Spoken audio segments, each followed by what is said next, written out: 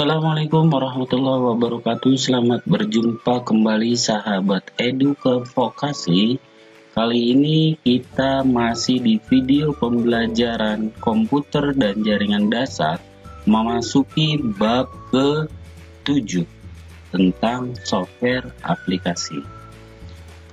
Apa yang akan dipelajari kali ini memasuki ke tema 22, yaitu tentang jenis-jenis software aplikasi. Kenapa ini penting dipelajari? Bahwa software aplikasi dengan beberapa kecanggihan dan beragam fungsi dan kegunaannya sangat membantu banyak pekerjaan kita. Kenali dulu jenis-jenis software aplikasinya dan sesuaikan dengan keperluan dan kebutuhan Anda. Software apa sajakah yang sesuai kebutuhan Anda? Video pembelajaran ini dibuat untuk memenuhi KD tentang menerapkan instalasi software aplikasi. Ada 3 indikator, bisa disimak. Kemudian KD-nya, mohon maaf ini notasinya salah, tapi 4.7 ya. 4.7 menginstalasi software aplikasi. Diharapkan ada 3 tujuan pembelajaran yang diharapkan. Bisa disimak. Sahabat pembelajar sekalian, selalu di video pembelajaran saya dimulai dengan pertanyaan. Sebagai fokus pembahasan apa saja yang akan kita ketahui di video pembelajaran kali ini. Yang pertama, jelaskan fungsi umum dari software aplikasi. Kemudian, sebutkan dan jelaskan jenis software aplikasi berdasarkan distribusinya. Kemudian yang ketiga, sebutkan dan jelaskan jenis-jenis software aplikasi beserta fungsi kegunaannya. Setelah tahu kegunaannya, yang keempat, sebutkan dan jelaskan jenis-jenis software aplikasi bidang multimedia dan software yang perusak, kategori perusak. Jika 4 fokus pembahasan ini dirasa penting dan bermanfaat dan kita gali bersama, mari kita belajar bersama dengan saya Ahmad Rifai untuk terus menyimak pembahasan video pembelajaran kali ini. Tapi sebelum itu, kita simak yang berikut ini.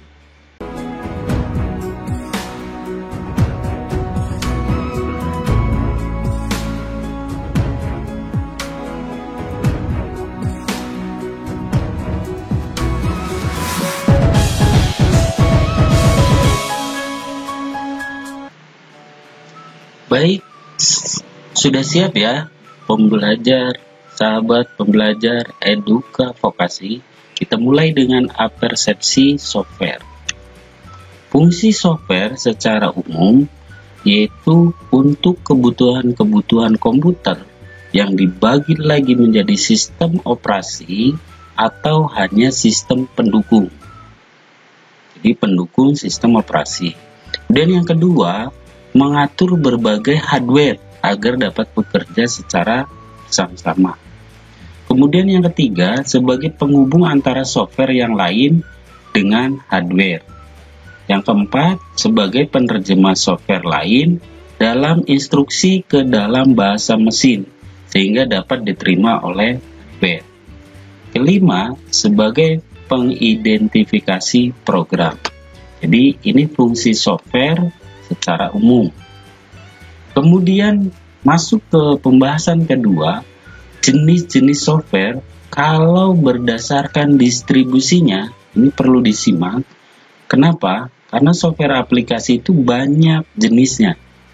Berdasarkan distribusinya ya, ada yang freeware atau perangkat lunak gratis yang bisa digunakan tanpa adanya batas waktu. Itu freeware. Ada yang sifatnya shareware, merupakan suatu perangkat lunak yang uji cobanya diberikan secara gratis, tetapi dengan fitur yang terbatas, seperti misalnya fungsi tertentunya tidak dimunculkan sebagai promo atau marketing dari founder software tersebut atau versi trialnya.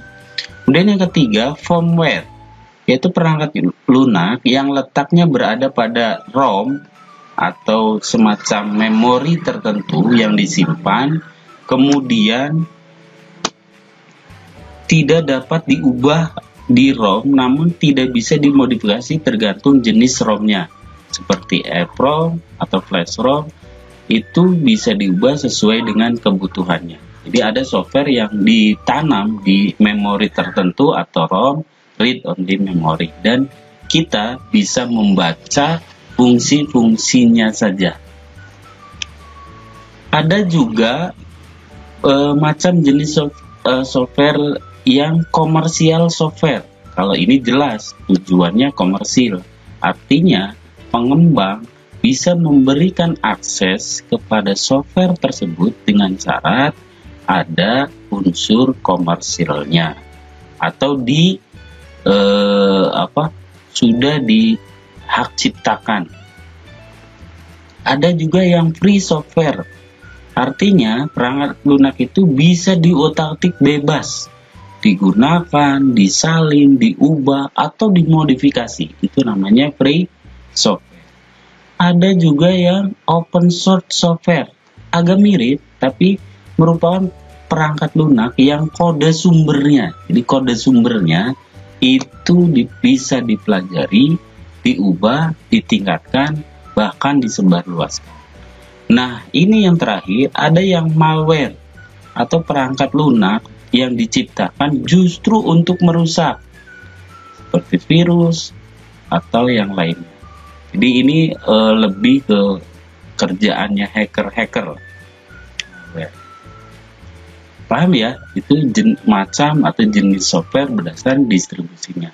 Sekarang jenis-jenis software secara fungsinya bisa dikategorikan menjadi 4, minimal 4. Atau nanti saya akan tambahkan satu, akan bahas sedikit gambaran tentang malware atau program perusak tadi. Jadi secara umum adalah operating system, aplikasi software, program aplikasi, utility software atau program bantu, programming language atau bahasa pemrograman. Jadi ini secara fungsinya. Sedangkan malware ini pengembangan saja yang diciptakan untuk merusak dari 4 jenis tadi. Nah, kita bahas satu-satu ya, jenis-jenis sistem operasi. Video pembelajaran sebelumnya sudah saya bahas bahkan di 2 jenis.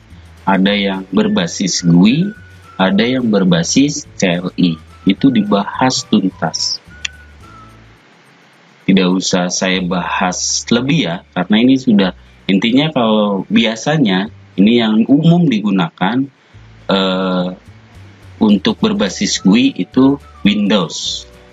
Tapi kalau yang berbasis CLI atau open source itu biasanya Linux. Atau yang operating system yang khusus kompatibel dengan Macintosh. Ya, Apple komputer khusus yaitu dengan Macintosh. Kita masuk kedua, tentang mengenal banyak software aplikasi. Tadi sistem operasi, yang kedua adalah software aplikasi beserta fungsinya. Yang biasa kita pakai biasanya berhubungan dengan pengolah kata atau word processing. Ini banyak jenisnya, ada WordStar. Yang umum digunakan oleh kita adalah Microsoft Word. Ngetik-ngetik untuk perkantoran.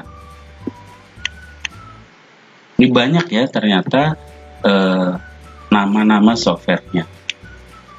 atau pengolah angka. Nah, ini yang biasa kita gunakan, biasa mengolah tabel. Yang kita gunakan ada Microsoft Excel.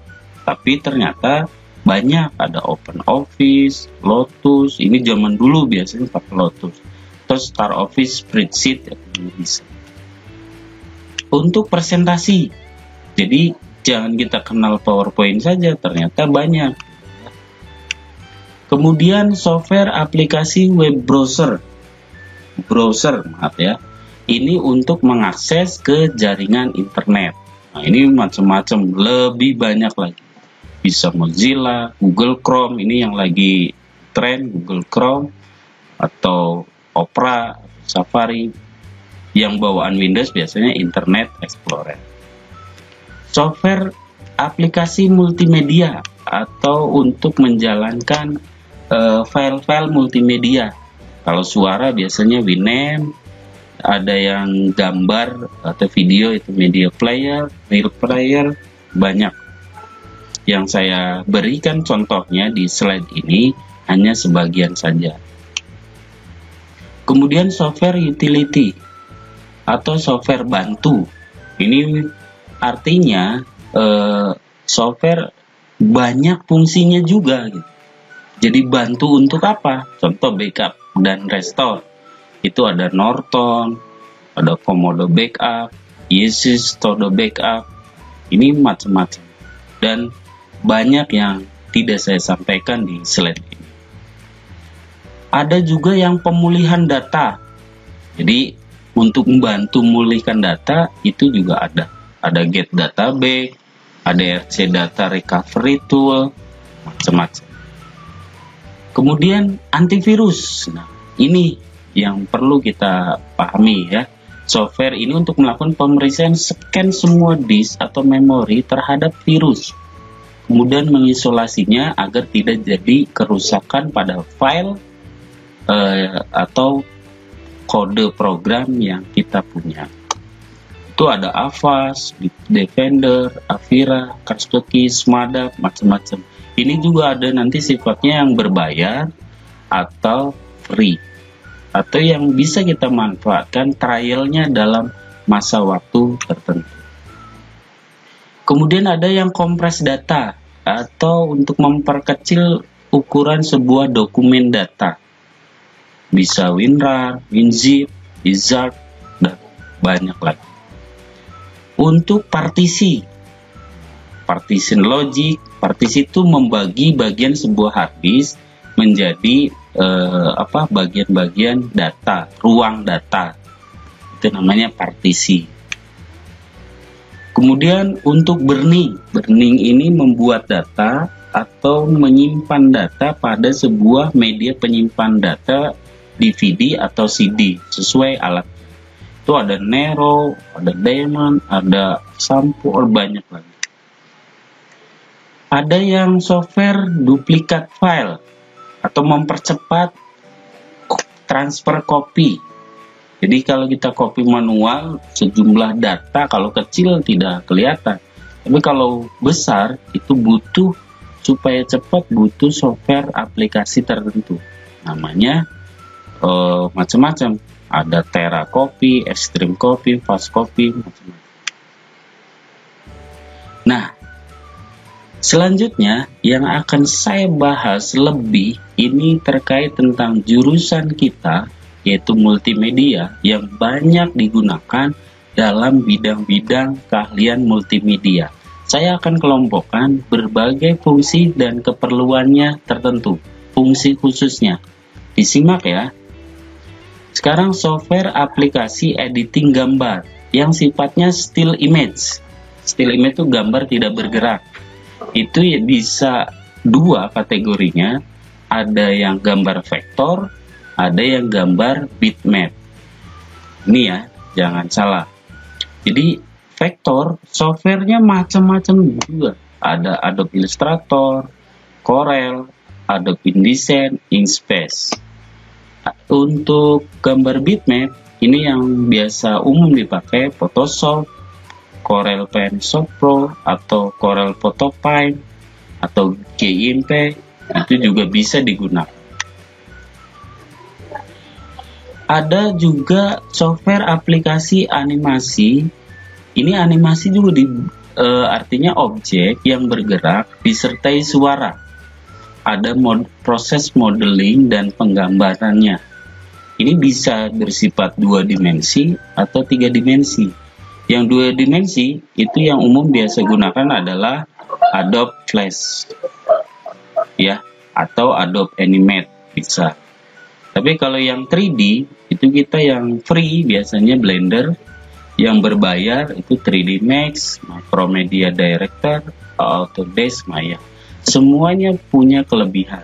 Dan baiknya lagi, software-software ini secara khusus akan saya bahas di video pembelajaran berikutnya. Kita kenali dulu, oh kalau fungsi ini, nama softwarenya ini. Tidak semua software kita gunakan, tapi kita pilih salah satu sesuai kompetensi kita dan juga kebutuhan kita. Kemudian editing video. Nah, ini macam-macam juga. Yang biasa kita pakai, biasa Adobe Premiere, atau yang kelas profesional itu biasanya Sony Vegas gitu ya. Macam-macam. Jadi ini khusus untuk objek bergerak, disertai suara, dan dikerjakan dengan software. Itu biasanya editing video.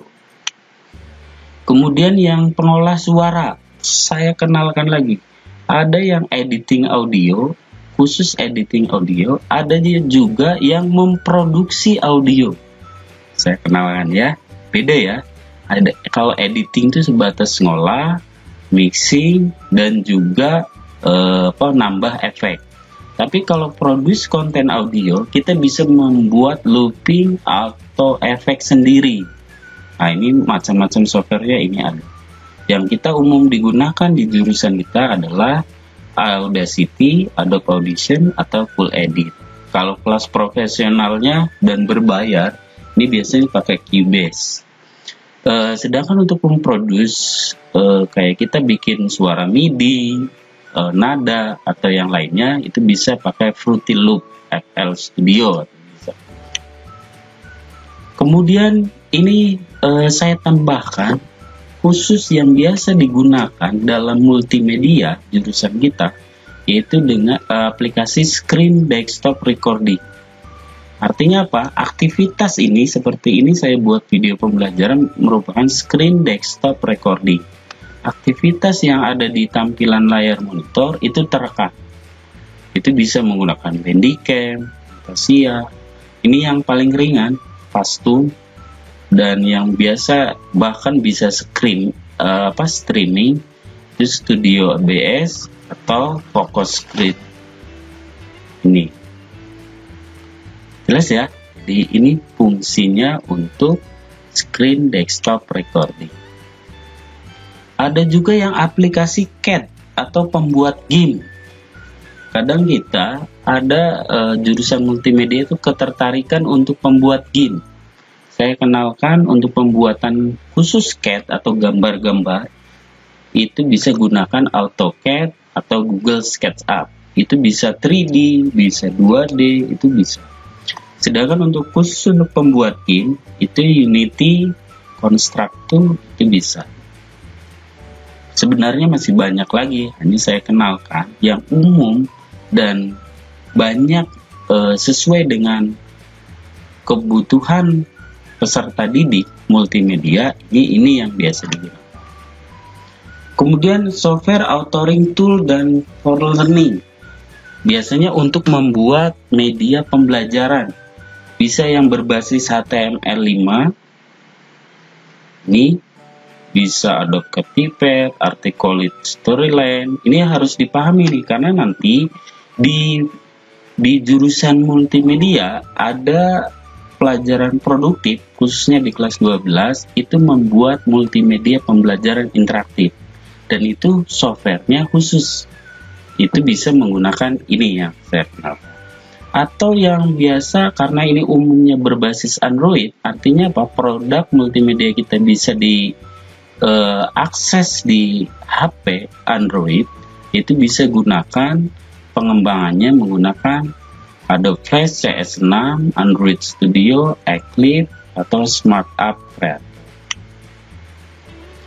Atau software converter format file multimedia. Ini penting karena apa? Nanti dalam proses produksi multimedia kita butuh mengkonversikan file-file, baik itu video atau audio, baik secara kualitas, ukuran, ataupun jenis format file yang diinginkan. Nah, untuk khusus video ini banyak, ini video converter, format factory, ini juga bisa untuk audio format factory. Nah, ini yang bisa saya contohkan. Khusus yang audio bisa switch audio converter, FreeMake audio, bisa kalian simak. Kemudian jenis software aplikasi yang kategori selanjutnya yaitu programming language atau yang dikenal dengan software pemrograman. Ya, ini ada kategorinya, ada low level language atau bahasa tingkat rendah, ada yang bahasa tingkat tinggi high level language, atau yang sekarang lebih digunakan adalah bahasa generasi keempat, artinya fourth generation language, yang merupakan bahasa yang berorientasi pada objek, object oriented programming, OP. Ini macam-macam contohnya. Nah, untuk menutup jenis-jenis software aplikasi, setelah tadi banyak kebutuhan yang kita sesuai kebutuhannya, jenis software dan kebutuhannya apa, macam-macam. Sekarang ada yang software sengaja diciptakan untuk perusak, biasa disebut dengan malware. Nah, ada kategorinya virus. Jadi kemampuannya kalau virus menggandakan diri, manipulasi data, dan menginfeksi, serta mengubah serta merusak program lain. Ini biasanya para hacker nih, ini contohnya Trojan, atau ini macam-macam. Ada juga yang worm. Worm ini sesuai bahasa kitanya itu cacing, artinya apa? Dapat menyebar cepat sekali di port-port yang terbuka. Contohnya melalui flash disk atau yang lainnya. Sehingga komputernya ketika memori komputer terpakai habis, maka komputernya crash karena dipenuhi dengan file-file worm. Atau keylogger. Ya, ini biasanya mencatat setiap inputan yang dilakukan pada keyboard. Jadi memiliki file tercatat. Apapun aktivitas keyboard, dia bisa terdeteksi. Ini contoh kita masukkan password atau yang lainnya, dan ini dibaca oleh ini sehingga kita data bisa dicuri dan dimodifikasi oleh program perusak ini. Ada juga Trojan. Ini kemampuannya tidak terdeteksi, seolah tidak mengubah atau merusak sistem, padahal secara sembunyi dia aktif menyerang. Ini bahaya sekali. Atau spyware, ternyata macam-macam ya jenisnya untuk program perusak ini. Kalau spyware ini mengumpulkan dan mengirim informasi, jadi seolah ada informasi yang dibuat. Nah, ini bahaya sekali, kadang hubungannya dengan perbankan, e-banking, password suatu account. Nah, ini bisa dicuri oleh program spyware. Ada juga adware. Ini menampilkan iklan berupa banner atau top up pada komputer. Sering kita komputer kok muncul pop up iklan-iklan. Nah, ini biasanya dibuat atau jenis softwarenya itu adware. Itu saja yang bisa saya bahas. Semoga ada manfaatnya. Dari pembahasan panjang tadi, bisa kita simpulkan bahwa fungsi software aplikasi adalah software komputer yang menggunakan kemampuan komputer secara langsung dan menyeluruh untuk mengerjakan suatu tugas atau fungsi tertentu. Tadi saya sudah jelaskan banyak ya kebutuhan kalau software ini, namanya ini. Kemudian kedua, software berdasarkan distribusinya. Tadi ada freeware, open source, komersial. Nah, ini penting supaya ketika kita menggunakan, karena ini merupakan hasil cipta atau karya seseorang atau pengembang, maka kita kenali dulu software ini komersil atau open atau free. Kemudian beragam jenis software aplikasi disesuaikan dengan fungsi dan kegunaannya masing-masing. Jelas ya? Kemudian tadi saya ada tambahan software perusak atau malware, program komputer yang diciptakan dengan maksud dan tujuan utama mencari kelemahan software lain atau merusak data atau memori sistem operasi kita. Semoga bermanfaat. Banyak salah dan kurangnya mohon dimaafkan dan dimaklumi. Semoga apa yang saya jelaskan di video pembelajaran kali ini menjadi salah satu sumber literasi referensi sahabat eduka vokasi sekalian. Baik, seperti biasa sebelum menutup video pembelajaran kali ini, saya akan tutup dengan satu kalimat tentang motivasi dan inspirasi. Bunyinya seperti ini, motivasi itu bukan kegigihan yang meluap-meluap, melainkan keajegan menjaga hati terus yakinkan diri. Kedua, keajegan menjaga rasa terus haluskan atau peka diri. Ketiga, keajegan menjaga tindakan terus perbaiki diri. Jika itu dilakukan, yakin, peka, perbaiki, maka timbul terus ingin berubah. Itulah motivasi yang sesungguhnya. Semoga bermanfaat. Sekali lagi, terima kasih atas perhatian dan segala supportnya tentang video pembelajaran kali ini. Terus semangat belajar ya. Mohon maklumnya atas ketidaksempurnaan dan jika ada kesalahan ataupun kekurangannya. Salam guru berbagi, salam sahabat eduka vokasi SMK Bisa. Saya Ahmad Rifai. Cukupkan. Assalamualaikum warahmatullahi wabarakatuh.